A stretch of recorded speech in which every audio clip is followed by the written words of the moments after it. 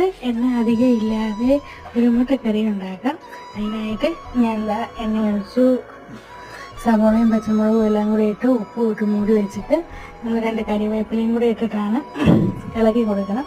പിന്നെ കുറച്ച് നേരം ഒന്ന് മൂടി വെച്ച് ചെറുതീയിൽ നമ്മൾ ഇളക്കി എടുത്തിട്ട് വീണ്ടും നമ്മൾ ഇളക്കണം. പിന്നെ ഒരു ശകലം വെള്ളം നമ്മൾ ഒഴിച്ചു കൊടുക്കണം. തുള്ളി മതി. എന്നുവെച്ച് വീണ്ടും അടച്ച് വയ്ക്കുക.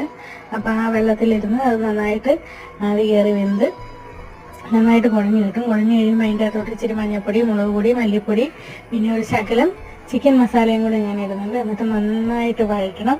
നല്ലതായിട്ട് വഴറ്റി വെള്ളം ഒഴിച്ച് പതുക്കെ തിളപ്പിച്ച് വീണ്ടും കുറുക്കി എടുക്കുക.